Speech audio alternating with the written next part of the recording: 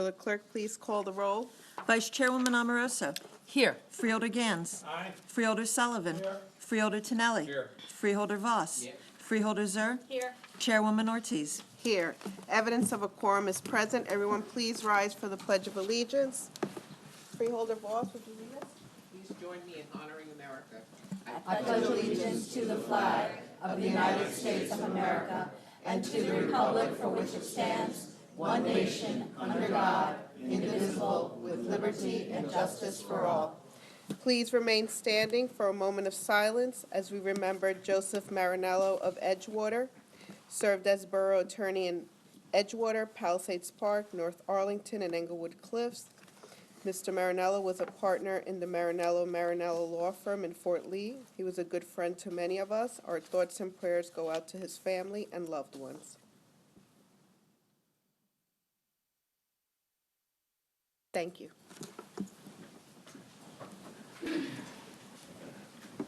Will the clerk read the minutes to be accepted? The minutes to be accepted are April 3rd, 2019, work session, Freeholders Sullivan and Zur absent. April 3rd, 2019, public session, Freeholder Zur absent. April 10th, 2019, work session, Freeholders Sullivan and Tonelli absent. May I have a motion to accept the minutes? Second. All in favor? Aye.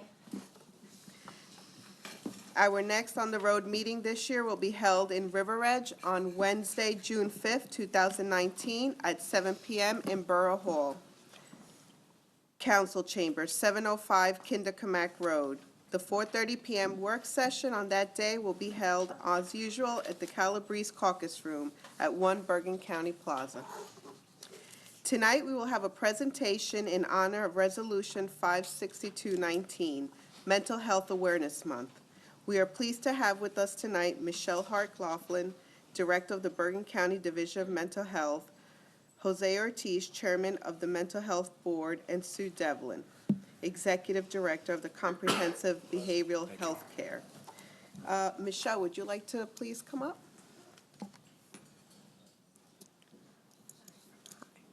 Hello, happy May is Mental Health Month. So this is our annual opportunity to stand before all of you and thank you each personally and most sincerely for the partnership that you show us throughout the year, and to let you see firsthand that even though you see me all the time with the lime green shirts and the lanyards, I am just one but many in a sea of green who are passionate about making mental health part of everyday communication so that we can save lives and change the culture that we have throughout our county. So I want to thank you, and I want to introduce to you Jose Ortiz, who has been leading our mental health board and is charged, the board, as you know, is charged with monitoring the allocation that you make available to us to make a vibrant community mental health system through the Aid to Mental Health funding. So thank you, and Jose. Thank you, Michelle. Jose Ortiz, I'm the chairman of Bergen County Mental Health Board, and it's a pleasure and honor to be before this board. I had the pleasure to be in front of this board last year to thank this board for its investment in its mental health system. That night when I left, I was like on cloud 9. Then the next day, if you will remember, we had the school bus tragedy in Paramus. And as a parent, I felt devastated. As a resident of Bergen County, I felt much pain. But I also felt comfort because this county is a pioneer in mental health services. And because of your investment, mental health services in partnership with others were ready for that crisis. And we've been the pioneer and the leader of saying, okay, let's eliminate stigma. Mental illness is a disease, not a choice. And when you do that, it's important to educate and be prepared. And in your materials, you'll see that we do mental health first aid training. We have 70 towns who have declared to be stigma-free. We have crisis intervention training. I've been before individuals who said, I've been in crisis, and the one who got me help has been a police officer, a first responder who received that training. So with the investment that you've made in mental health services, we're going to be able to train more individuals in mental health first aid training. Also expanding our services in the mental health division, because as a parent, again, as a member of the board, I've been educated that one of the groups where there's been an increase in suicide are 10, 11, and 12-year-olds.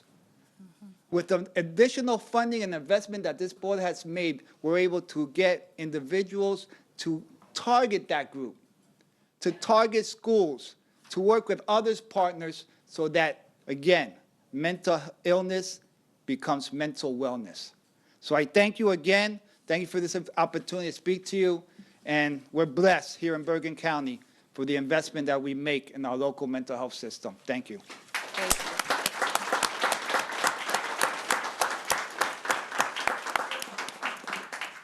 Sue, did you want to come up and say a few words?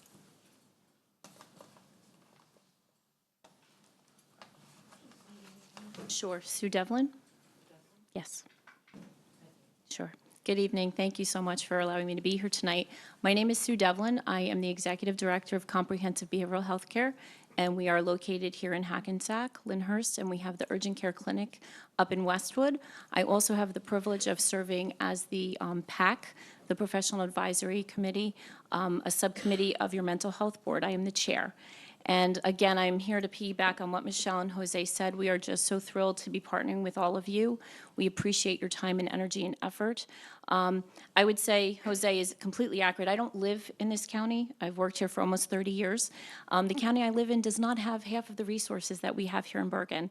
And I'm privileged that I get to work here, and we are able to share that with our constituents. But the county I'm in, we're way behind. We're not even, my town isn't even stigma-free. Well, they just became stigma-free, I should say, in January, which is kind of sad.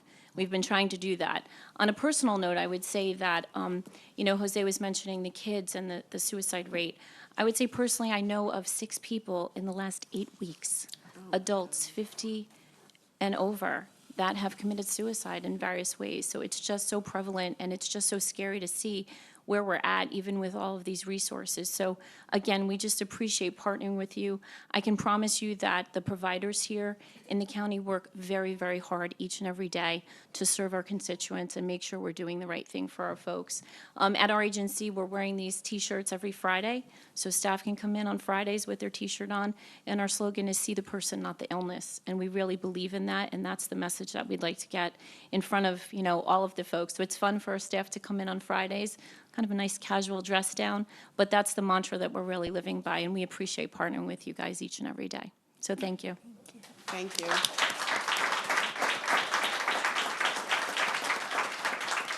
Is there a representative from Bergen, from Newbridge Medical? I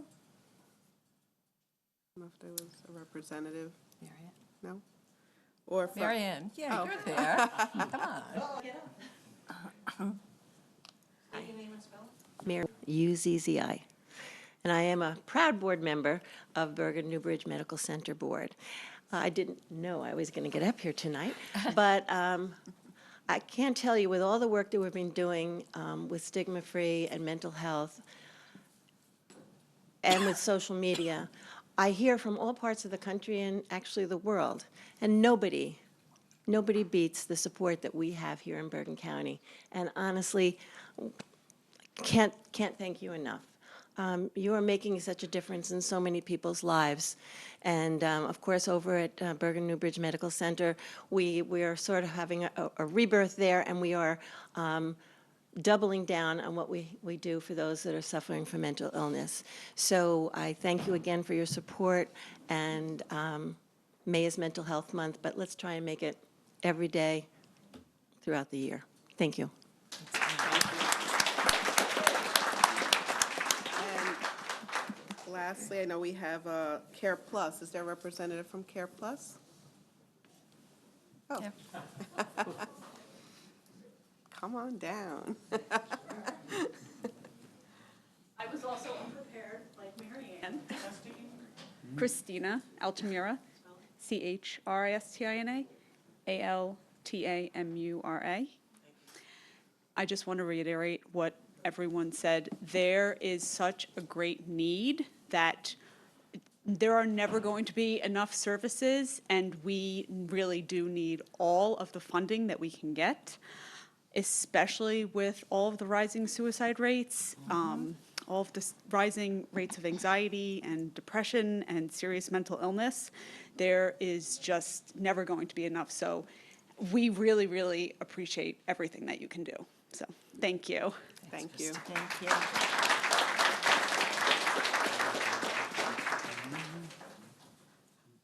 We have accommodations that we'd like to present, so I guess we should, let's go and present. Everybody can join us? Yep.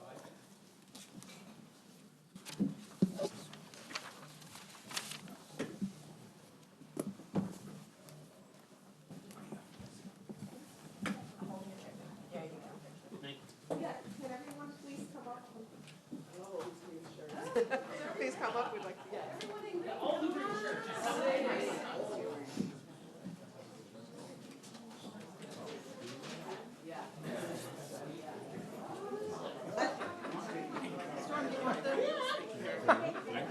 Make sure you sit next to her in the debate. Correct.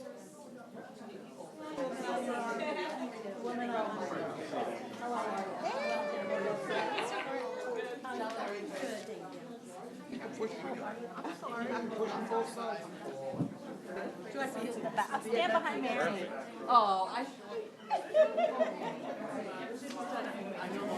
That's why I always said we should have this stenographer up in the dais with us, and the microphone should be able to get moved out of the well. We could have filled the whole well up. Nobody listened. From the hunters?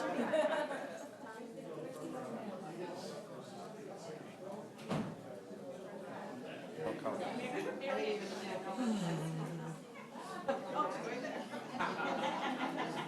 I have to send somebody and take a picture of them holding it. I'll read loud. Okay. So, whereas the County of Bergen provides adult and youth mental health first aid training for adults in municipalities, law enforcement agencies, educational institutions, and other agencies to teach skills to identify, understand, and respond to the signs of mental illness. Now therefore be resolved that Bergen County Board of Chosen Freeholders do hereby declare May 2019 as Mental Health Month in the County of Bergen, State of New Jersey.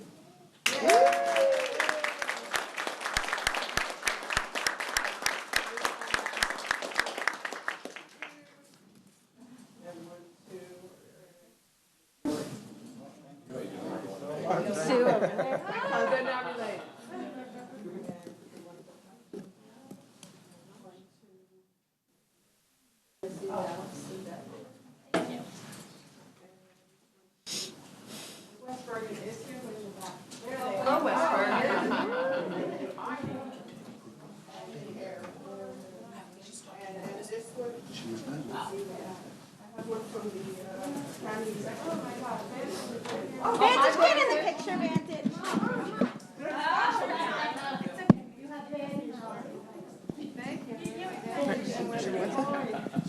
What's that? I will give the microphone over. Can't read the camera. And on behalf of the county executive, whereas the County of Bergen maintains and fosters an extensive array of community partnerships to sustain a comprehensive community mental health system that is responsive to community and residents' needs and directly offers compassionate and expert guidance to residents who require assistance in navigating the complex mental health system. And whereas the County of Bergen will continue to lead the way in promoting understanding and supportive communities and working to support those living with mental illness throughout Bergen County.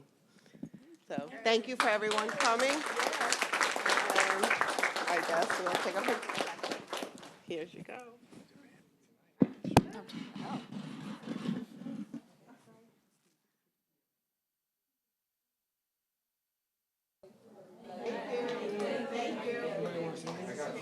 Friendship house. I like Vance to say a few words. not going anywhere.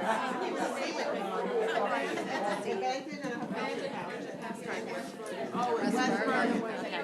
I'm sorry. Margaret? Margaret?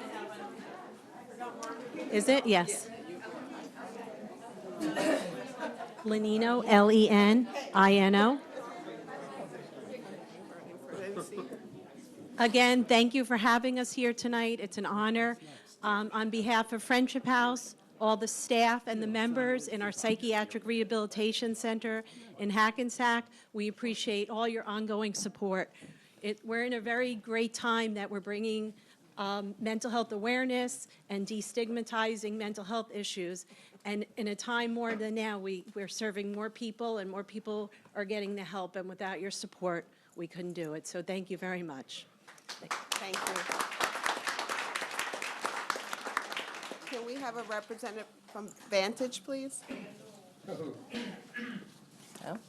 No, you're good? How about from West Bergen? Yeah. You're speaking for both. From all of our agencies. Mary Davey, D-A-V-E-Y. I'm Outpatient Director for West Bergen Mental Health Care. And again, I want to thank all of you for partnering with all of us to be able to provide the services that we do to some of those that are most in need of in our county, to help them heal both their mind and their body. So again, we could not do what we do without you. So thank you very, very much. Thank you, Mary. Thank you.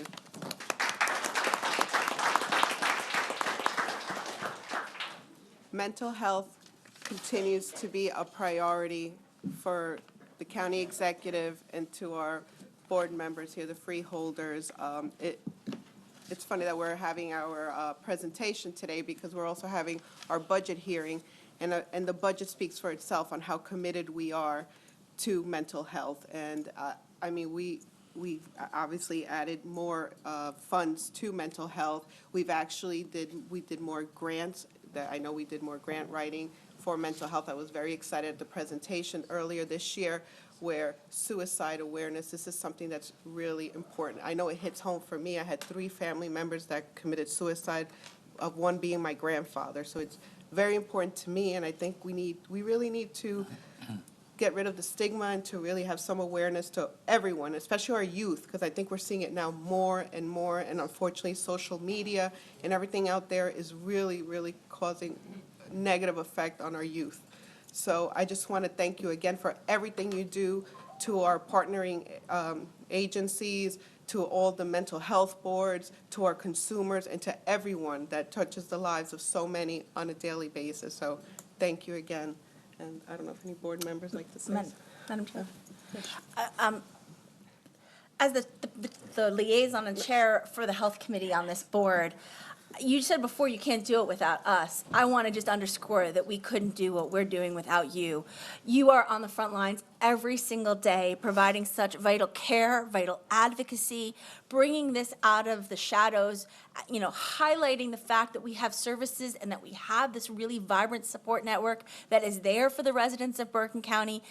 Our chairwoman touched on it profoundly. We are in a crisis with our kids, but we are in a crisis in so many different aspects of our community, on the addiction front, on so many avenues that you intersect with in your daily work, in your agencies, in your non-for-profits. And the way that we kind of amplify our reach is by all of us rowing together. So I cannot be more thrilled to have such tremendous partners in our community. We, as a board, are so committed to continuing to innovate as far as how we continue to outreach, how we continue to broadcast our messages, and how we network to provide the services that are so vital. So we look forward not just to May being Mental Health Month, but to every day being Mental Health Awareness Day in this county, because we are constantly singing about the work that you guys are on the front lines delivering. So thank you guys so much for your tremendous partnership.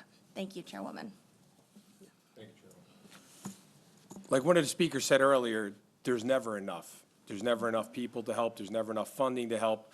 But what we hope to do is what the county executive has done with a lot of different programs that we began here in the county, and that was to start helping other counties and start helping people around the state, because with numbers, we're able to generate more funds and more bodies to help.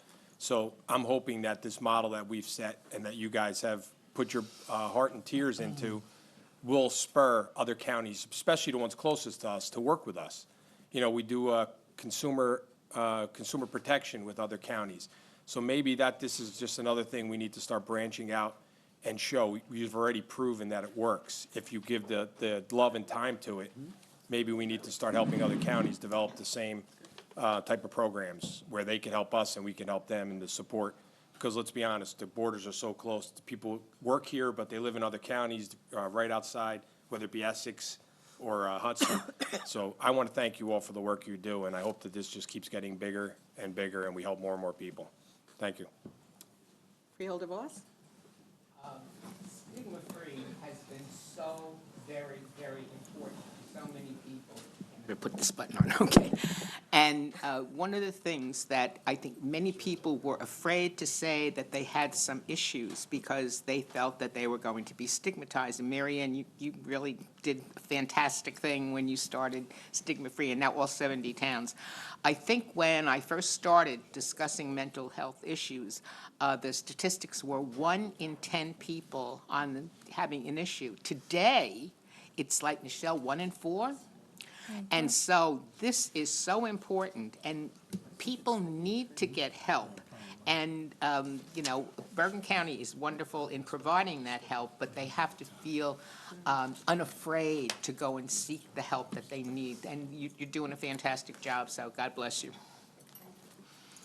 Chairwoman, Yes. I just want to say Ms. thank Sullivan? you. Thank you for everything you do. It's definitely you know, we're here to do one part, you do the most important part. It's easy to write the check, but it's not easy for what you do. And thank you. You know, everyone knows my story. I do have, one of my children has a need for mental health issues. And I'm just so glad that you all taught me that it's okay to have an issue, right? The stigma-free. I mean, I was this, you know, stubborn Irish guy who didn't want to hear it, right? And then when I came on the board and we had an issue with, you know, with my daughter, and my wife is like, what's wrong with you? You sit here, you're up there, and it's time to listen to your own advice. So thank you for everything you do, and especially from a personal standpoint, I thank you for making this the awareness as popular as it's become. Congratulations on now having all 70 towns in Bergen County. And like Freeholder Tonelli said, let's start moving the borders and keep it going. Thank you for everything you do. Freeholder Amoroso? Yeah, we have been watching almost with bated breath as the count kept going up and up and up on our Bergen County municipalities who were stigma-free. And we say yay to all of that. And we know it started with Mary Ann Uzzi. We know it. Also, oh, and Michelle. Sorry, Michelle. And also, we are very proud that our Bergen County Health Department has created a new position of suicide prevention specialist right here. That's very important. Finally, over the past several years, our commitment to saving and restoring and expanding Bergen Newbridge was a commitment to Newbridge as a beacon and a rock of mental health services and a place to go for opioid and drug addiction. So mental health informs so much of what we do on this board. Thank you. Thank you, Freeholder. Anyone else wanted to speak on stigma-free?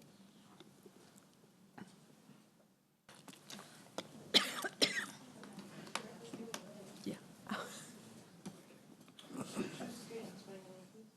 Ryan Roy, R-Y-A-N, or R-O-Y.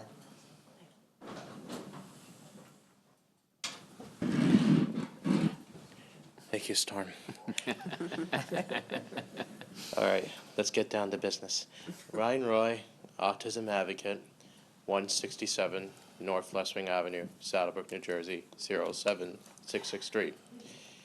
You know, I know that this month is really important, that we have to really bring on the awareness of stigma-free, and especially to all 70 municipalities becoming very much highly involved, and hopefully throughout the Garden State, we actually want to bring on the awareness of mental health because it's really, really important.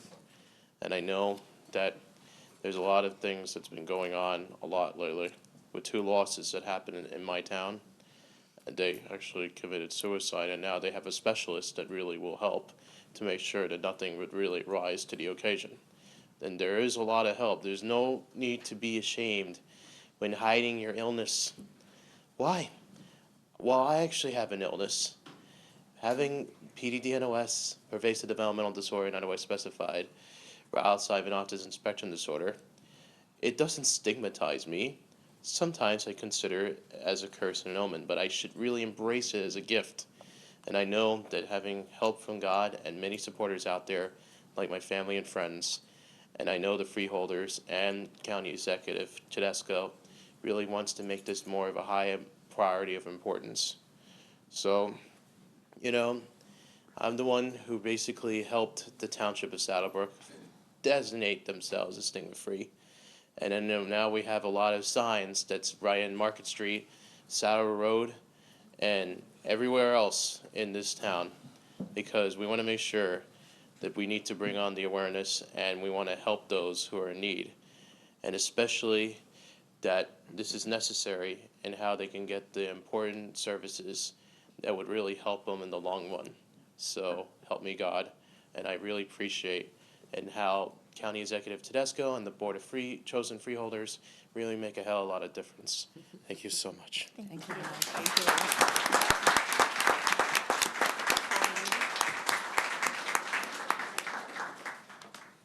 Good evening, Paul Nichols. It's good to be here. As a homeless advocate, mental health is so important. For the next few weeks and months, next month, I think I'm going to talk about mental health, but you guys know I always talk about mental health. I'm going to talk about Code Red, which people on medication need to stay cool and have a place to go, and also the eviction process, which I emailed you all. But tonight, I want to thank you for continuing funding this. And it's really if 1 in 4 or 1 in 5 suffer from mental health issues, you know, that's a lot of people. And I mean, you've all helped in your own ways too. Like outside, like Freeholder Zero, I brought you homeless people that needed guidance, and you've helped them. And you're like a social worker. And Freeholder Amoroso, I brought people that had problems with other agencies and stuff, and you guided them through that. And all of you. So, you know, funding and your involvement is really appreciated. Makes it a little easier for me, too, when I don't know where to send someone to. But I want to thank you for the funding, and thank you for making, and of course, a shout out to Mary Ann Uzi again, and Michelle, and everybody in green, and even people not in green that may be in green someday. So, yes, nice tie, thank you. All right, that's all I'm going to say. Thanks a lot.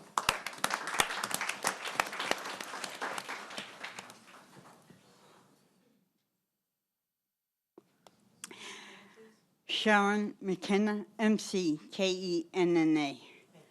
I was born and raised and still living here in Bergen County, which is the greatest county in New Jersey to me. A word about Vantage, since they didn't want to get up, but I will. I've been with Vantage now for over 20 years. They basically saved my life.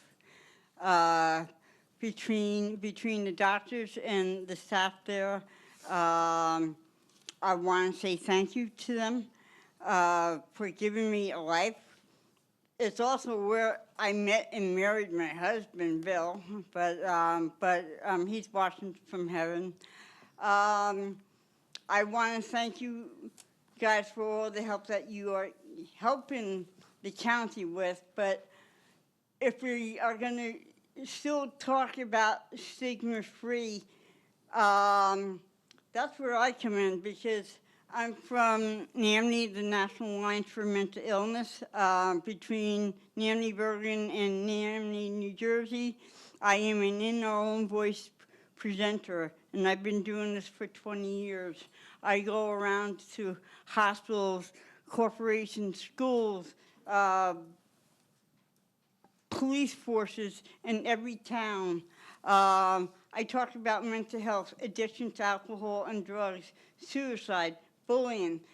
These are all problems that you will find everywhere. And even though I've been dealing with this for over 27 years, I am not afraid to come out in the open and speak up.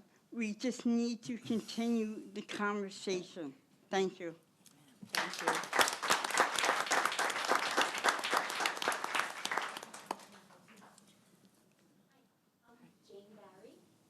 And I live in Ramsey, and I want to thank you, and I'm very proud to live in Bergen County where there are so many services. And I don't want to miss this opportunity to bring you about something that there needs to be a little more service for, and that's for housing for the mentally ill. I have a young son who really cannot live at home anymore, and I'm paying privately for a group home, which I cannot do, and he's out of state because I can't find a place in Bergen County that I can afford for him to live. So there is such a need for some more supportive housing. You have great services, but that housing piece I would like to see addressed, and thank you for listening to me. Thank you.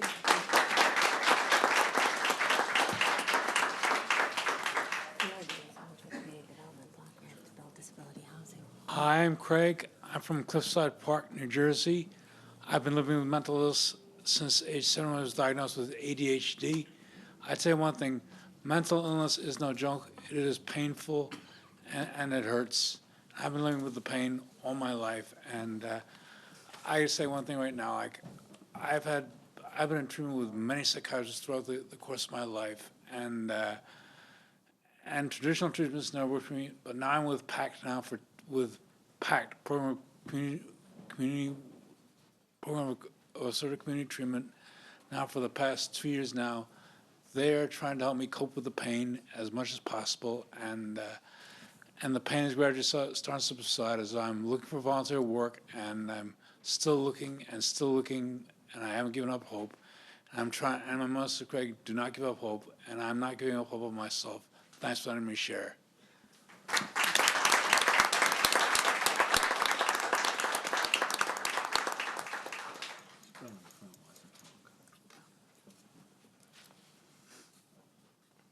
Hi, my name is Lori Byer. I live at Beyer.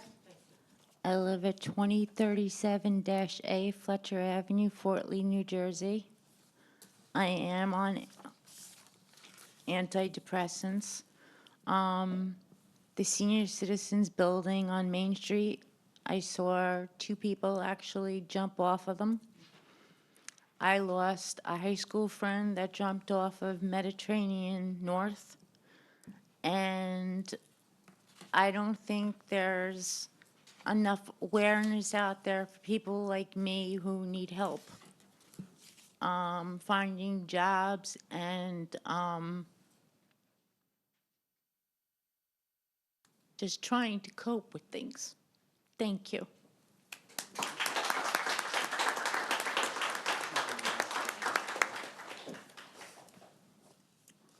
Hi, my name's Lily Huang. I'd just like to introduce myself. I'm at the Bergen Wellness Center.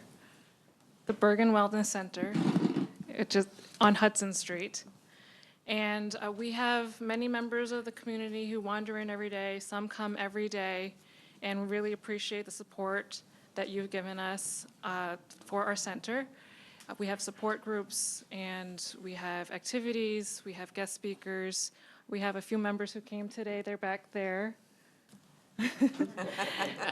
And, you know, mental health is incredibly important for the community, and it's a wonderful place for people to just come and meet peers and get some support.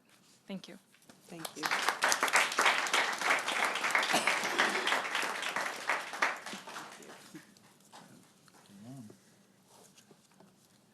We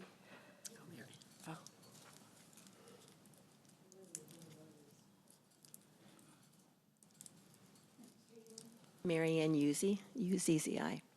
I just wanted to give a shout out to Michelle and Stephanie and their team who just work so tirelessly in helping us get the message out there.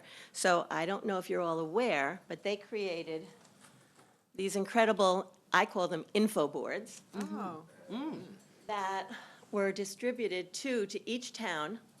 And every town should have one in their borough hall, some have it also in their library. In Paramus, we're rotating them between our schools and businesses and whatnot. But I thought it was a brilliant idea. It doesn't say May is Mental Health Month, so we can use them anytime. And there's all sorts of resources and ways to get information and help. And I would love it if we could have maybe a picture with the freeholders holding this up with Michelle and her team. And I just wanted to tell you one thing that's really, really exciting. We are now in about 8 or 9 counties, stigma-free. So we have spread, everybody, wishes that they had you. But the other real bit excitement is that we had people come up from West Palm Beach, Florida, to learn how to do stigma-free. So West Palm Beach, Florida is the first stigma-free town in Florida. And we also have our friend from the UK who came to visit us. He has told us that now they have the first town ready to announce in the UK, stigma-free. So it's all because of all these wonderful people out here in Green who have worked together and shared and worked hard. And your backing and County Exec Tedesco's backing and Michelle and her team's hard work. Thank you.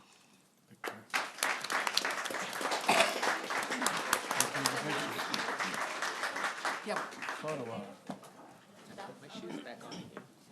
Oh, and my team, hold on. My team, can we lift it up? Sure, we can lift it. Here, the team can hold the other side. Here, team. Wait. So you have to go and look for your. Oh, yeah. North Eye? You're welcome to.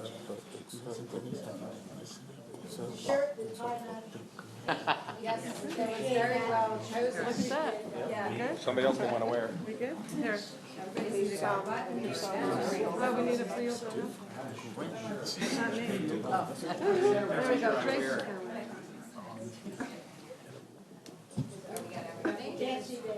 coming. Up. I'll move it.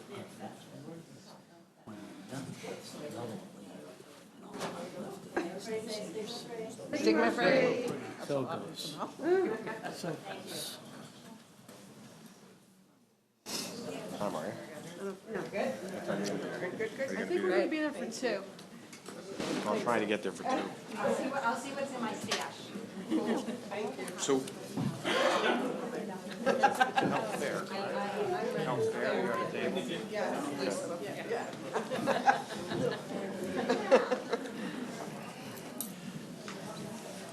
I'm going to ask her if she wants to take a short recess to let the stigma-free people leave. I'd full stack.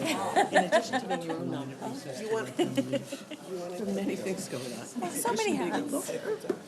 We'll have a 2-minute recess, just to give Kim a break. And give you folks a chance to exit gracefully. If you want to leave. Second. All in favor? Aye. Okay, I have a motion to go back into. Okay. Motion to resume. Okay. Second. Okay, All in favor? all in favor? Aye. Okay. We have before us tonight resolutions 56319, authorizing the calendar year 2019 resolution to increase COLA percentage up to 3.5% and to establish cap bank adopted. Resolution 56419, authorizing the adoption of the 2019 budget. And 56819 is an amendment to the 2019 introduced budget. This evening, we are voting on the adoption of these 3 budget resolutions. The hard work and dedication that goes into creating the budget is something that cannot be understated. I'm certain that I can speak for the entire board when I offer my sincere thanks to the county executive, Michael Bellucci, Jared Louds, Joe Lapino, Michael Kaplan, the administration for a job well done. I'm making a motion to open the meeting to the hearing of the general public for comments on resolutions 56319, 56419, and 56819 only. May I have So moved. second? All in favor? Aye. We will now have the hearing of the general public on agenda items 56319, 56419, and 56819 only, with a 3-minute time limit in effect in accordance with the Bergen County Freeholder bylaws. The board attorney will keep the time. When the time of the speaker expires, the board attorney will announce the time has expired. May I have a motion? Oh, sorry. We are now open to the public for the three. We have it for the 3 resolutions I just spoke about. Motion to close. May I have a motion to close the hearing of the general Wait, public? here's a comment.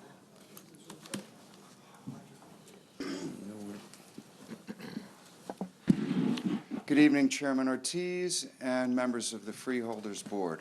Your name for the record, please. My name is Lawrence White. I'm a resident of Englewood, New Jersey, and I'm the chairperson of the Bergen County Immigration Strategy Group. 1 month ago, I appeared before you to question the $9.8 million surplus that the county has made on the ICE bed contract from the county jail, and demanded that you, our elected representatives, do an audit of the expenses of housing immigrant detainees in the county jail and let the taxpayers of Bergen County know how the surplus income was being spent. I'm still waiting for your reply to that demand. In your remarks following the public comments, and not allowing any dialogue about the issue whatsoever, you stated that you were opposed to the Trump administration's draconian immigration policies, yet you continue to aid and abet them through the lucrative ICE bed contract. You refused to allow any response to remarks at the meeting and have failed to reach out to me or the direct service providers to the detainees to discuss this important issue. What are you hiding? Mr. White, this is time for the hearing on This is about the budget, only. sir. I'm getting to my point, Mr. Florio. If you'll allow me to speak, I have 3 minutes. I certainly will do I that. have I 3 gave you a minute minutes. to get to it. I have 3 minutes. What are you hiding and who are you protecting by taking a stance that is contradictory to your stated position on Trump's policies? Silence will not make the issue go away. I am asking tonight that the freeholders table their adoption of the county budget until such time as they do an audit and tell the taxpayers of this county how the ICE bed contract money is being spent and what is being done with the surplus over expenses at the county jail. Thank you.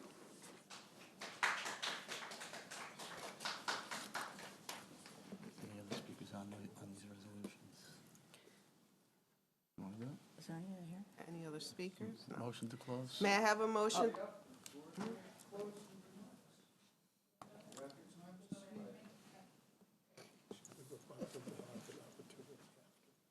Yeah. Have to. Jean Stella, Closter, New Jersey. I don't know, I'm not as knowledgeable as Larry is about how the budget works. I came here tonight to ask 2 things. One, new from the ICE contracts be not go into the general fund of the budget so that it can keep track of where it's going. Personally, I'd like to see it go into the hands of the immigrant community that's being detained or incarcerated. Don't believe anybody should be incarcerated. That's not a violent criminal. And I was going to ask, and I don't know if this is appropriate or not tonight, because now if you're saying the only comment is on the budget, that you all consider spending a night or 2 in the Bergen County Jail. I would join you. To see that it's not where anybody belongs that isn't being punished criminally, and I'm not even sure how I exactly feel about what's the right thing to do with that. But, you know, the beds are not like a normal bed. You can't have your personal belongings with you. If you want to have personal contact with your family. You have to be strip searched when you go back in. Ms. Stella. There's no, On the budget, please. Okay. There will be another opportunity for the public to comment on matters of public interest, which is Okay. what this is.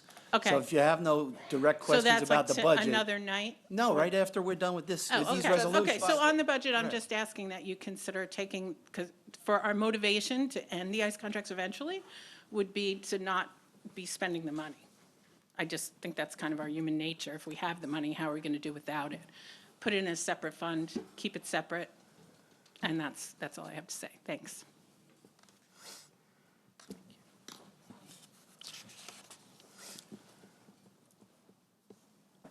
It seems like you're being flooded with people talking to the same issue, but this is related to the budget for Your me. name, please, for My the name is record. John Curry, C-U-R-R-Y. I'm a resident of Tenafly, New Jersey. I have a concern that was expressed before by several people about the money in the budget which is coming from ICE.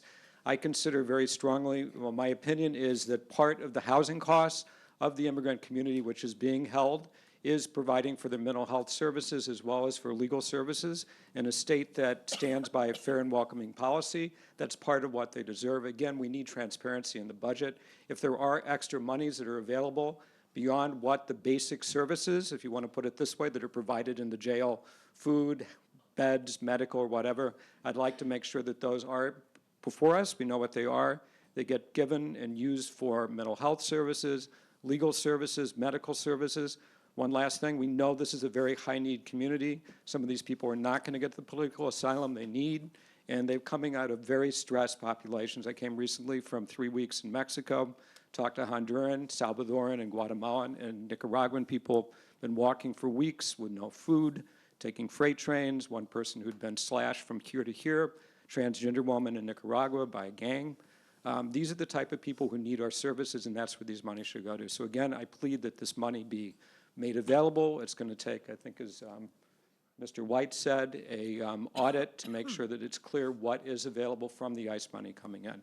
Fits with state policy, it fits with my own policy, my own community's policy, and Tenafly that's also stood by the Attorney General's point of view. So I thank you very much for your time.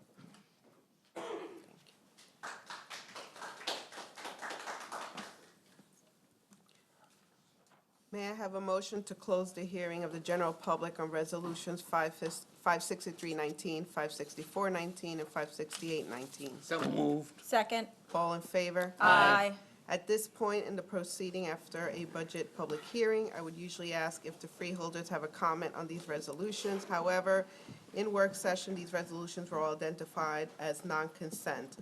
I am requesting that the following resolutions of non-consent be moved up the agenda and that they are ultimately be voted on the following order, as per the recommendation of the Chief Financial Officer.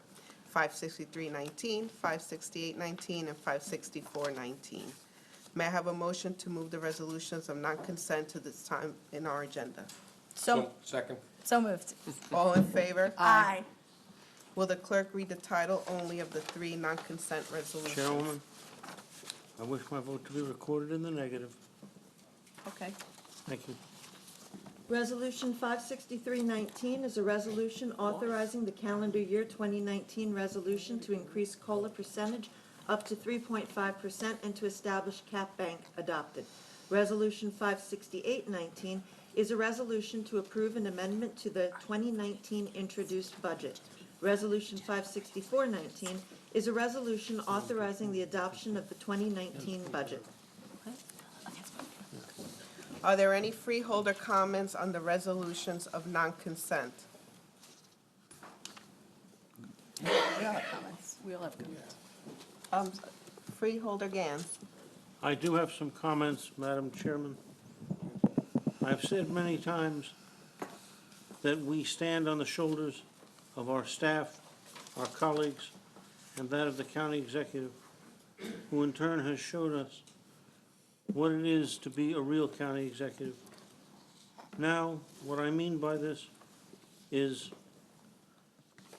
there's a budgetary process that we've followed, and if we don't have a vigilant county executive, a responsive professional staff, and an essential few, we cease to be Democrats and we lose sight of what is important. A Democrat is in favor of responsible and accessible health care. A Democrat seeks assistance of those who are in need. A Democrat rejects those who claim that you cannot reduce services any further and that the services for working people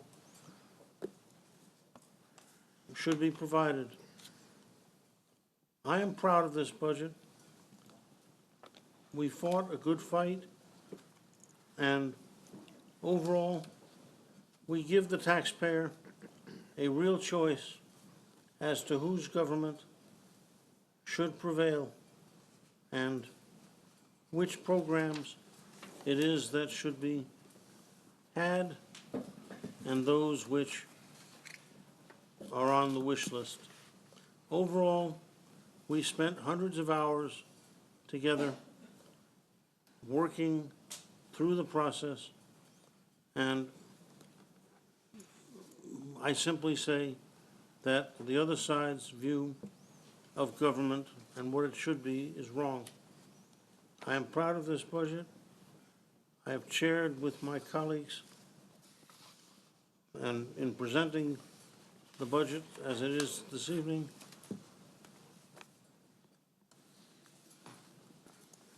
our aim is to give good services, know great services, and to make sure that we continue to have world-class services from a world-class government for a world-class constituency. Let me close by specifically thanking those individuals without whom it would have been impossible to have the budget prepared and done in such a short period of time. Michael Belushi, Joseph Lupino, Jared Lautz, Michael Kaplan, Colin Knight, and those of you who share my view that our America is beautiful, but its days, its best days, are yet to come. Thank you.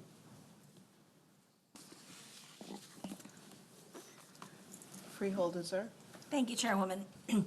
Many of you heard me say and constantly hear me say that budgeting is an exercise in priorities. And this budget, in addition to reflecting our commitment to education and mental health and the training of our first responders and law enforcement and infrastructure, also underscores our commitment to long-range strategic planning and prudent investment of our county resources. We are constantly striving to make government more effective, more efficient, more responsive to the needs of the residents of Bergen County. Long-range planning of capital expenditures enabled us to see the upcoming needs of each department in order to anticipate and plan for costs. Our investment strategy, which has yielded a 352% increase in investment income over the course of this administration, additionally fueled our ability to continue to push the envelope of providing services. All of this prudent planning and investment enables us to meet the needs of our residents proactively. It has, for example, enabled us to increase funding to our senior centers, which are used by our burgeoning senior population, helping them age in place by 19%. It's enabled us to give teeth to our stigma-free initiative, which you heard a lot about tonight, providing additional funding for mental health first aid training, giving our young people the tools they need to address growing rates of teen depression, anxiety, and suicide. As you heard Michelle Hart-Lachlan say earlier, we've been working on changing the culture surrounding mental health. And as we work to provide support to families in the grips of dealing with addiction or other mental health challenges, supporting all the work of the amazing people who sat in this audience tonight, I know that these allocations in this budget reflect the priorities of all of us up here on this board, creating a critical mental health support network. So I want to thank Budget Chairman Gantz for stewarding this amazing process. Thank County Executive James Tedesco for being a tremendous partner. And to Joe Lapino, Michael Kaplan, the entire administration, Julian, Michelle, Michael, Jared, thank you for answering every annoying, detailed question down to the cost of a bullet throughout this entire budget process. I also want to thank all of our aides on this side of the of all of the freeholders. My assistant Tara Chatterjee, as well as all of our freeholder aides, provided tremendous support to us. But mostly, I want to thank all of my colleagues up here who continually advocate for the well-being of our children, our families, our seniors, our veterans, and our community as a whole. Thank you, Chairwoman. Thank you. Freeholder Amoroso? Thank you. First of all, I want to commend Budget Chair David Gantz on his articulation of how this budget was shaped by our Big D democratic values. Bergen County's tax levy increase this year is second lowest in the state, only behind Little Cape May. But it's not just about keeping our taxes even or low. We want to preserve and improve our education, our social services, health services, parks, roads, and bridges. And we want to hold our most needy and fragile citizens close to us, not let them fall through the cracks. On to specifics. I love our new system of capital planning. We now have in Bergen County a 5-year capital plan that allows us to responsibly budget for future facility and equipment needs and defray costs over time. We can look ahead and see where we're going with our improvements and our expansions. This budget is our vision not for just 2019, but for 4 years out, so we can see the full scope of our improvements, the maintenance needed over the long haul. Also, this budget reflects our emphasis on ensuring the safety of the residents of Bergen County. We are investing in 9/11 trunked radios upgrades and upgrading school buses for the Bergen County Technical Schools and Bergen County Special Services District with these 3-point seat belts to keep our children safer. This, of course, in the light of that horrible bus crash that affected Paramus last year. We are investing in cybersecurity upgrades to safeguard and preserve private and confidential information and protect county records from cyber threats from people who wish to do us harm and ransom our data. And there are municipalities that are hit with these ransomware demands. We are embarking on a program of workplace safety training for our county employees. We want them to be as safe as possible and to plan ahead so there are fewer mishaps. There is never a wrong time, of course, to invest in safety, whether that investment comes in the form of enhancing our 9/11 services, improving school buses for our children, minimizing our exposure to cyber terrorists, making sure our own county employees, our family, are safe.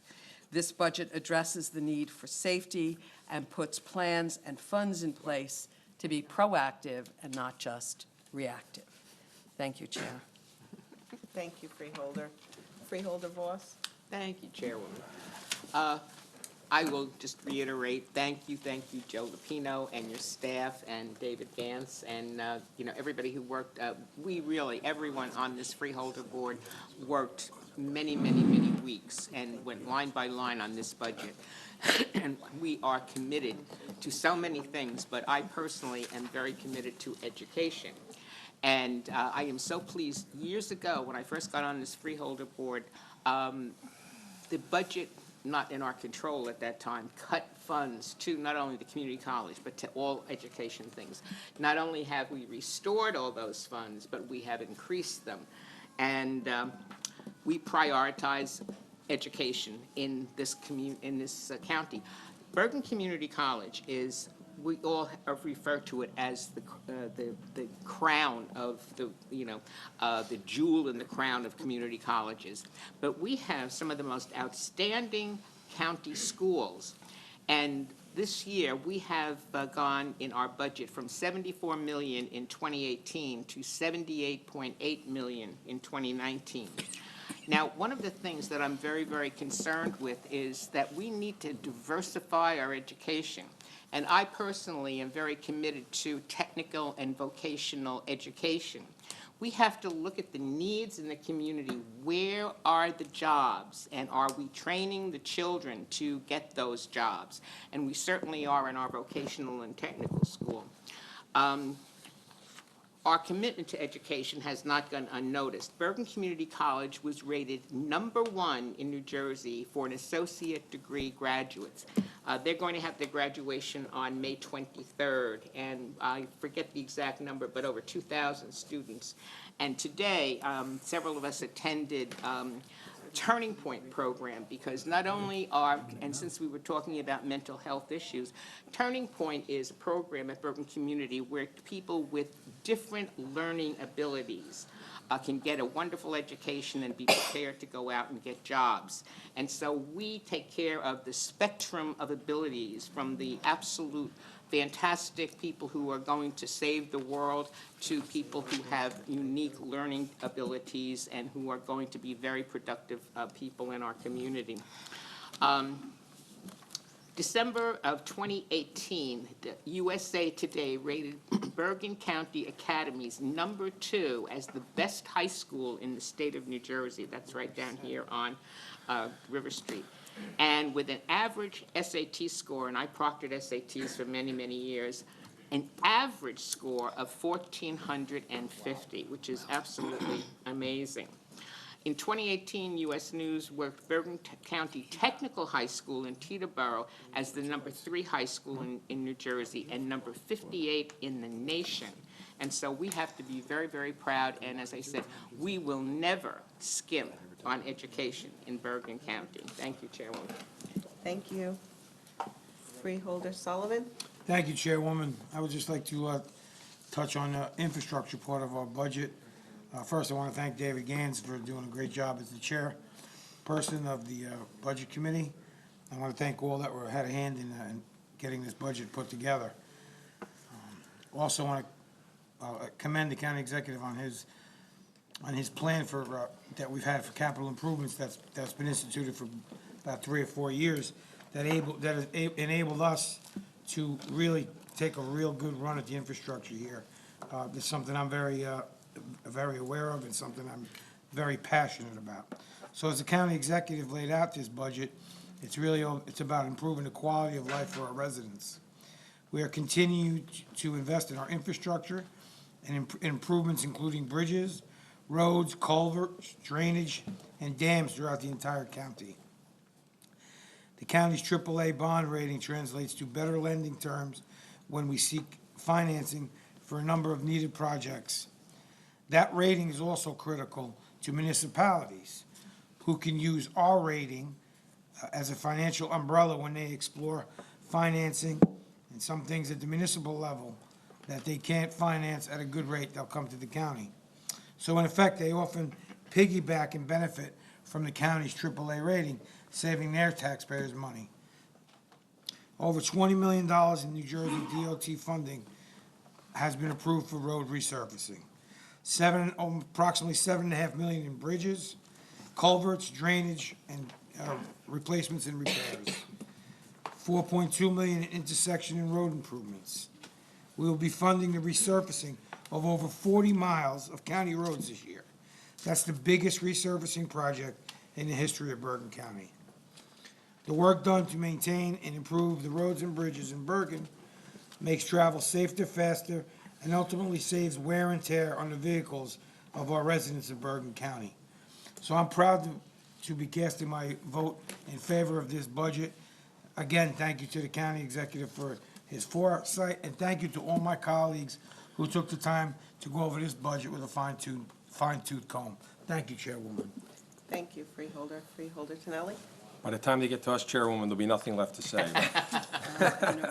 I'd like to thank Budget Chairman David Gans for successfully guiding the ship yet again. And I'd like to thank my colleagues and the administration and Joe Lupino for helping us through the process once again and delivering a quality, responsible budget to the residents of Bergen County. Budgeting, like Freeholder Zor said, is about priorities. This board continues to show its commitment to education, senior services, mental health, and veteran services, just to mention a few. We continue to invest in our county parks. In South Bergen, where I live, public land and parks are limited. These parks are an oasis to so many families in Bergen County. That's why, as chairman of the Parks Committee, I'm happy to say we are funding improvements to existing parks, creating and protecting lands and significant buildings all across Bergen County. We're using Open Space Trust Fund and capital funding to expand public recreation areas, improve flood stabilization, and preserve open space. As a reminder of some few of the things we heard in the budget introduction, Saddle River County Parks, duck pond and tennis courts, Overpeck improvement, rowing facility, Van Song carousel upgrades for year-round use. Just to mention a few, the county executive has shared with this board numerous ideas of making our parks year-round destinations rather than just for the warm weather. As I mentioned in the work session earlier, we are now seeing the positive effects and the changes the administration and this board made over the last 4 years. And I look forward to continuing to provide the quality of service and the quality of life for all Bergen County residents. Thank you, Chairwoman. Thank you, Freeholder. You still have enough to say.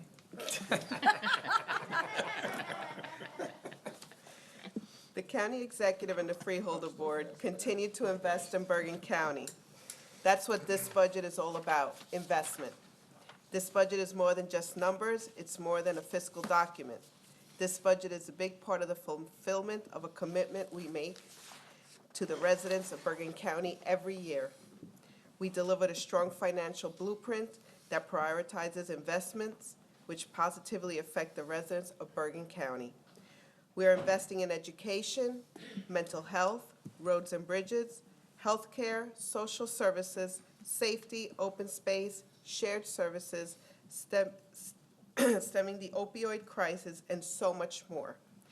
My colleagues went into much greater detail, but I just wish to offer my personal thanks to the people who put in countless hours and showed tremendous dedication in making sure we arrived here this evening with a final product of which we can all be proud of. Thanks to the county executive who works hand in hand with this board on the budget and every other major policy and program to make sure we arrive at the best outcome for the people of Bergen County. Our budget chairman, Freeholder Gans, who has always ably steered us through 19 budget hearings with the constitutional office departments and boards that are within our oversight. Joe Lapina, our trusted CFO, who with this team in the Treasury Division works for months compiling data and creating projections, contingencies, and financing for practically everything that goes on within the government of Bergen County. Thank you. Michael Bellucci, who must have been sick of seeing my number pop up on his cell phone all hours of the day and night, thank you. I think I spoke to you more often than I did to most of my family members, which is probably true. Jared Louds, thank you as well for rolling up your sleeve and helping us shepherd this budget every step along the way. And a special thank you to Michael Kaplan, who's always instrumental in bringing this budget together. Joe, I'm certain your team was once again working right up to the wire to bring this budget home this evening, and thank you. He's like, yes, shaking his head. I also wish to extend my thanks to the department heads who created their budgets, planned for what lays ahead, and worked with us through the budget process to complete a tight yet effective spending plan moving forward. And finally, I would like to thank our staff and aides who definitely worked with us day in and day out through this whole process. Thank you guys and ladies who helped us. And Kim, poor Kim with her fingers. Thank you, Kim. This budget will infuse the county with $53.5 million in 2018 for capital improvements in education, parks, roads and bridges, health, and public safety. Anyone asking about the priorities of the freeholders and the administration can look to this budget as a clear indication where we invest on an ongoing basis. We invest in the municipalities and people of Bergen County. We invest to improve their quality of life. We continue to make Bergen County the best place in the country to live, work, and play. Thank you. May I have a motion to vote on the non-consent calendar in the order as read by the clerk? So moved. Second. Roll call, please. Vice Oh, Chairman, I'm sorry. All in favor? Aye. Roll call, please. Vice Chairwoman Amoroso. Yes. Freeholder Gans. Aye. Freeholder Sullivan. Yes. Freeholder Tinelli. Yes. Freeholder Voss. Yes. Freeholder Zur. Yes. Chairwoman Ortiz. Yes. 7 ayes, the non-consent agenda passes. Thank you. We will now have the hearing of the general public with a 3-minute time limit in effect in accordance with Bergen County Freeholder bylaws. The board attorney will keep the time. When the time of the speaker expires, the board attorney will announce the time has expired. Please fill out the slip of paper with your name, address, and general topic you wish to speak about. Have them up here. I think it's Amy. Amy, is it Amy? Amy Atkinson? I'm sorry, my The issue is hunting on residential. suburbia?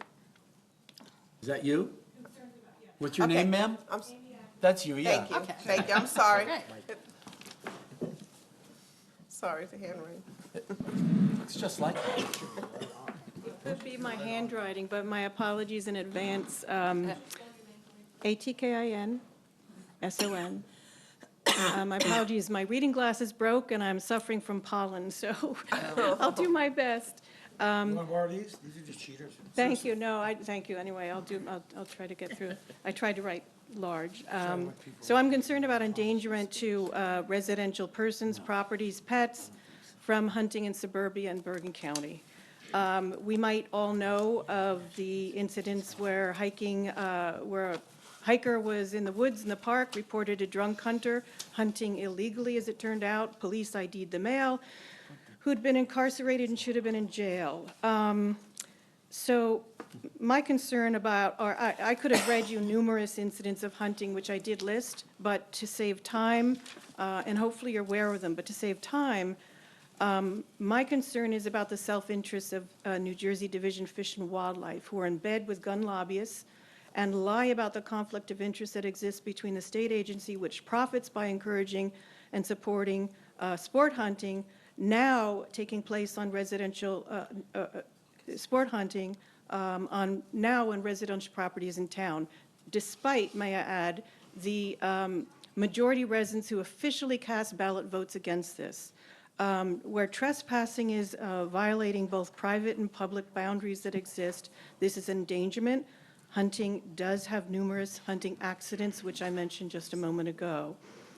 The effects of hunting compromise residents who are restrained and restricted on our own properties and able to use, walk, hike safely on our own properties. Hunters with bows and arrows are notoriously inaccurate. Self-described, excuse me, I'm sorry, I'm having problems reading. Self-acknowledged, this is some of the hunters who came up to speak at the podium in Borough Hall. They trespass, destroying private property and incidents of drinking, as I mentioned before. Some are trigger happy upon sounds, regardless of whether it's a human or an animal. There are accidents with vehicles. Deer are frightened by hunters, and they are scattering and roaming onto roads where previously they knew not to dare cross. There are also conflicts in community, within community between neighbors. Hunting actually decreases property values and increases property, now I can't read. Sorry, property liability and conflicts with neighbors. Hunting is an unwelcome hazard to humans, pets, and property owners. As I alluded, officials cast a ballot, there was official cast ballot vote referendum where majority of our residents voted against hunting. They voted no to lethal, yes to non-lethal only. 3 minutes, Ms. Atkinson. Thank you. So I hope that you will support residents who want safety to our own properties, to our own parks, and not to have dangerous hunters roaming our county. Ms. Atkinson, it's illegal to hunt in our parks, and it's illegal to have any firearms of any sort.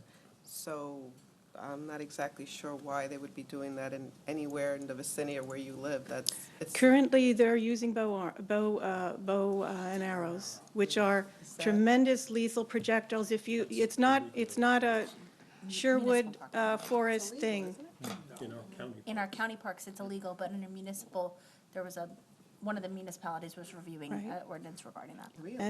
You could Google what these missile projectiles are. They're very lethal, and they've. Thank you. Yeah, Jermaine? thank you. We tried to ban the bow and arrow hunting because those are very, very dangerous. Correct. And the Assembly and the Senate in Trenton did not pass that legislation. So I would suggest that you put some pressure on them. Okay, thank you. Thank you. Thank you very Thank you. much. Richard Jaretsky.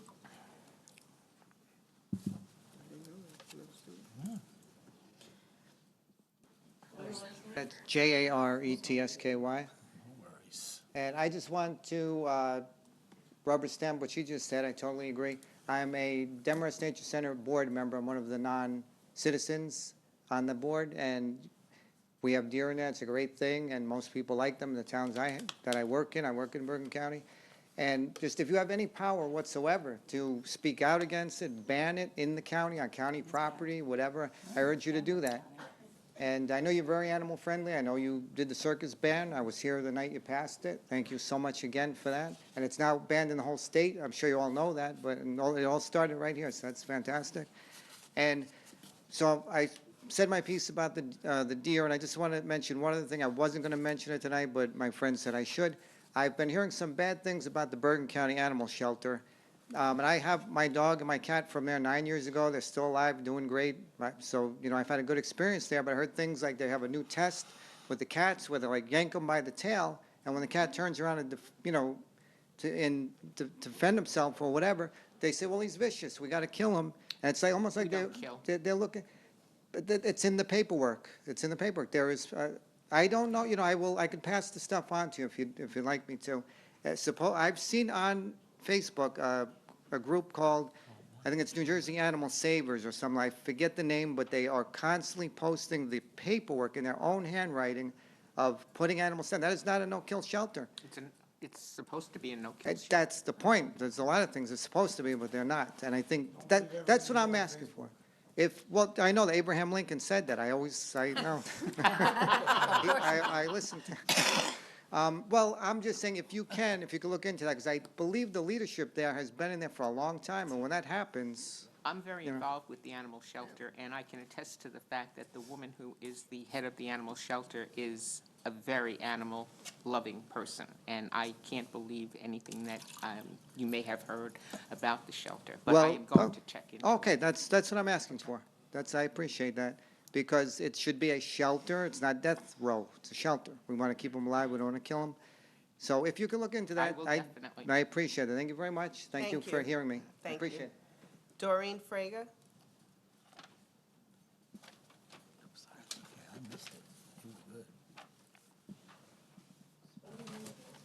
Frega. Thank you for allowing me to speak. I'm a Saddlebrook resident, and I'm also here about the deer. We're just really concerned about the dangerous crossbows and the razor-sharp arrows that some of the municipalities are trying to enforce hunting. And we know that it doesn't work, and I do a lot of the outreach events. I'm also with Animal Protection League, and we have collected over 6,000 petitions statewide against deer hunting. And we have collected 1,600 from Bergen County residents. So we were kind of hoping that maybe you could use your influence, your political power to just reach these towns, because we have non-lethal methods that we'd like to put in regionally, and we're hoping that maybe that would be an answer to the solution. And just to thank the county executive for not allowing hunting in the county parks. Thank you. Thank you. Pamela Sturt.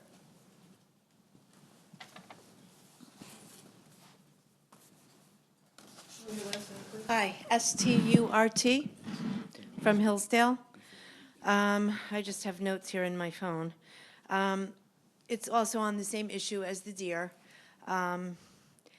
I wanted to know if you guys could perhaps work with the state to allow non-lethal methods of controlling the deer population. At least 2 of the towns that I know about have been turned down when they looked into this. The state would not approve it, it would not allow it.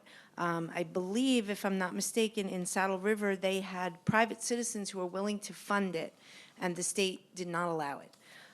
So I'm wondering if perhaps, as the county executives, you could maybe have more influence with the state than the individual towns have had so far on that issue. It really is a county issue. It really can't be considered just a town issue because the deer don't recognize the borders between the towns. They move from town to town. So I live in Hillsdale. Right now, Rivervale is considering a bow hunt, like they recently had in Saddle River. And so any deer that I'm familiar with in my town could easily be affected by that because we share a border. To reiterate what a couple of the other people have said, guns or the bow, I don't even want to call it a bow and arrow because as she said, it's like a lethal projectile. It's not like what you used to do in the old days with the bow and arrow. Very dangerous in a densely populated area like this, aside from any animal rights issues. You know, what's going to happen when somebody's child gets shot with a bow and arrow in their backyard because they're bordering on an area where they're allowing the hunting? That seems like a very big thing to me. And they counter that by saying that they're going to have not, like in Saddle River, I believe they allowed the public to hunt if they had a license. In Rivervale, I believe they're talking about having people, professionals do it. But even a professional can still make a mistake. It can still happen. It just seems very dangerous to me. Non-lethal methods are more effective and more humane. Hunting causes more accidents. I believe someone else said that. Deer get very scared, or if they're wounded, they're not thinking as clearly as they normally do. And they do think, unlike what many people believe. They have brains and they understand about cars and the road a lot of the time.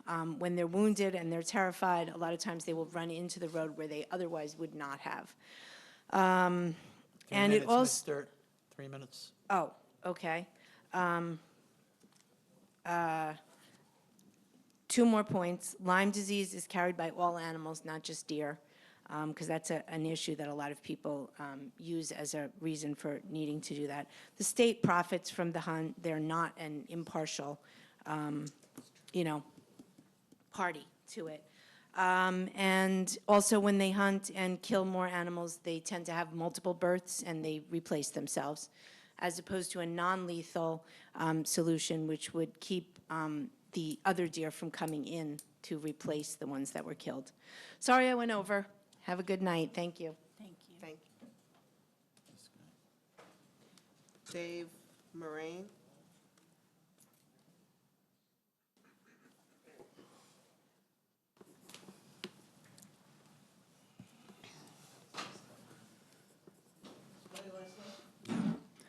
Marain. Good evening, everybody. Thank you for allowing me to speak. Freeholder Tonelli, I spoke to you a couple of weeks ago, and I had mentioned the 61 detainees as of this time last year, it was June, the end of June, who had no convictions. And if you include minor misdemeanors, infractions, driving under the influence, marijuana, and so on, it's over 50% as of this time last year.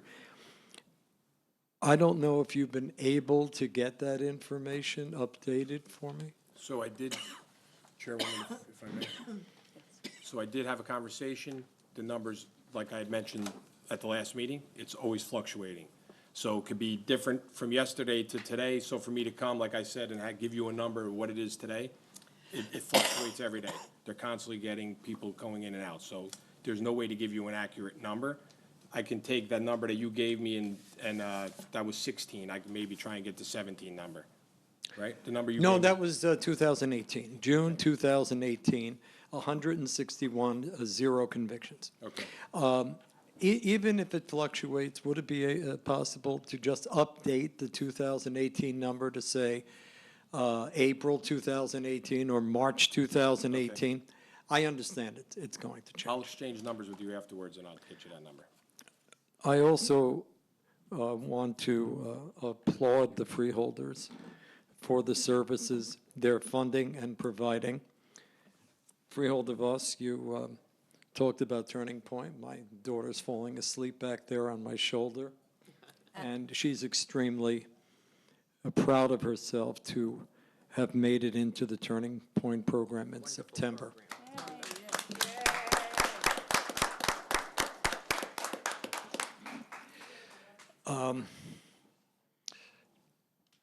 I looked at the Orange County, California ICE contract issue. I'm sure you're all aware that they are terminating contracts in California and around the country. And Orange County, I see socioeconomically comparable to Bergen County. So I want to read this. Immigrant rights groups applauded the Sheriff's Department decision to end its contract with ICE. This is recent now. But said it was wrong for local and federal officials to suggest that all of the detainees will have to be transferred to other facilities far away. Some are demanding that ICE release as many of the detainees as possible. The sheriff and ICE have a responsibility to ensure a just 3 minutes, termination. Mr. Moraine. That's 3 minutes. That's why I am distributing this to you. I really would appreciate it. If you leave your statement with the Oh, she got it. recorder, she will reprint it in the record in its entirety. Oh, that's fantastic. I really appreciate this opportunity. Thank you. Thank you.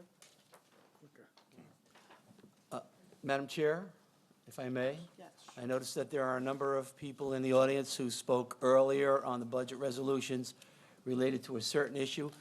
I don't know if you're here because you wanted to hear the other speakers, or do you want another chance at the microphone? Okay, well, then the next name is Lawrence White.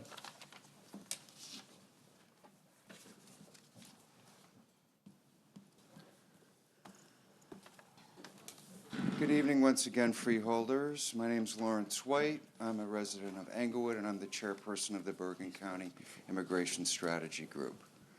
So thank you all for your unanimous vote on the budget this year, because it says to me and people like me that are concerned about the interdiction between the county and the Trump administration through the ICE contract, that you are continuing to endorse that policy, and that you are also interested in making money off of that contract.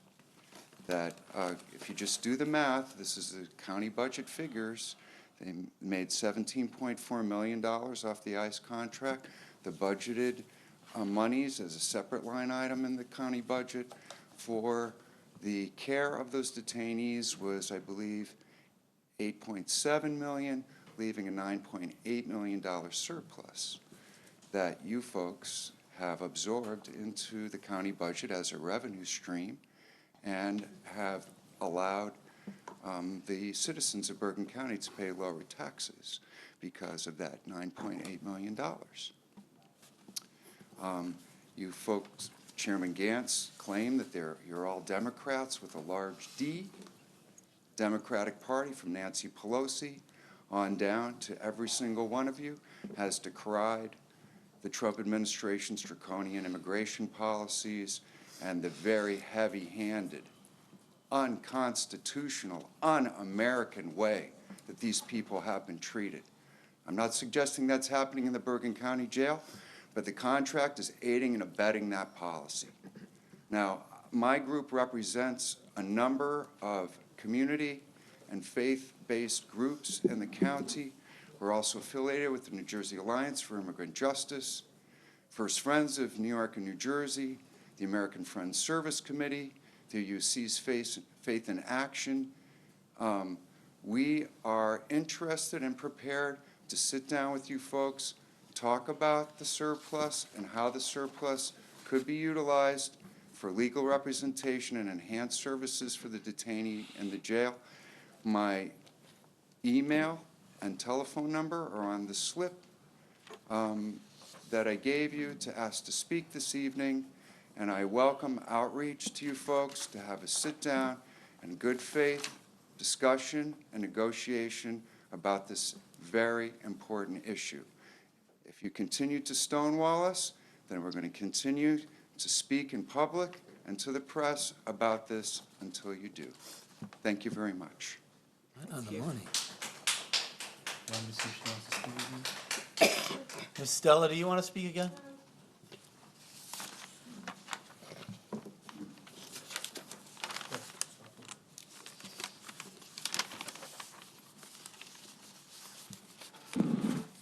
I should bring that down a little bit. Jean Stella, Closter, New Jersey. You might surprise you that I use crystals and totems to, I know I look like that, but I've been wearing my grandfather's high school medal, Respis Finum, Consider the End, and I would like you to consider the end of the ICE contract. I don't see how that's going to happen if the monies are now accounted for in the budget, and I know that it has to be worked through with other counties, other states to try to end it. In the meantime, I ask again that the monies be put aside separately from general revenue so that it can be used for the immigrant community that are being incarcerated. I just can't see why anyone who's coming and waiting for an asylum hearing who hasn't committed a crime should be in detainment. I just can't understand it at all. It's my great-grandfather used to say all the time, there but for the grace of God. It's an accident of where you're born, an accident of who you're born to, that you might have to go to jail while you're just trying to move somewhere and take care of your family, take care of yourself. And I would invite all of you to spend maybe 2 nights in the jail and see if you still consider incarceration, whether we're incarcerating them or not, if it's coming. I know it's overflow from New York. I do understand that. That all of you would consider that. I know it's not a place where anybody should be, and I will tell you that when my ex-husband got incarcerated for not paying his child support, I went to court the next day and abandoned my child support and the arrears and figured out a way to make more money because he wasn't a criminal. He didn't deserve to be in jail. It's something I believe for immigrants and for us, and maybe it's time to also consider repurposing the jail if we don't have needs for those beds and doing something else there. So I ask all of you to consider doing that. I would go also, spend the night in jail. It's not something I've ever done. We had someone speak at a meeting last week that I went to who had spent months in jail waiting for an asylum hearing. It's not right. It's just not right. And we're Democrats. I'm a proud Democrat. I'm proud that I have all of you. If we can't get this ICE contract ended with you guys, how are we going to end it if a Republican takes your place? I just feel sick about it. And I hope you'll consider ending the ICE contract, working towards it, keeping the money separate in the meantime. Thank you. Thank you. That's it. May I have a motion to close the hearing of the general moved. public? Second. All in favor? Aye. Kim, do you need a break? Good.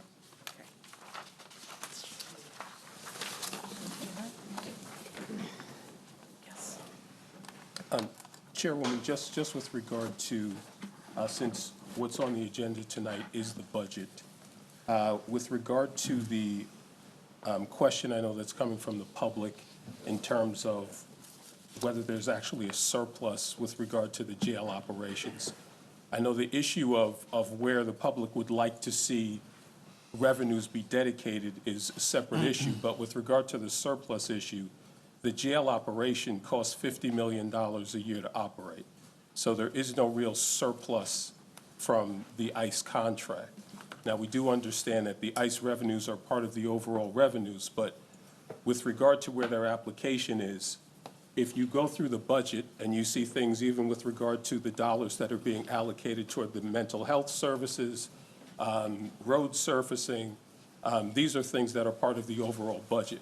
But in terms of a dedication for spending with regard to those persons who go through the jail, and as the woman who was here earlier talked about, I think she said her ex-husband was jailed for child support.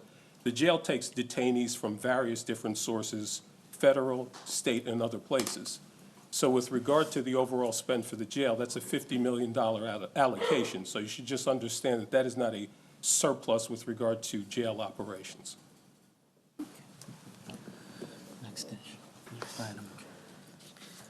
Thank you. Will the clerk read the resolutions on the consent agenda? Resolutions of consent are 51819 through 56219 and 56519 through 56719.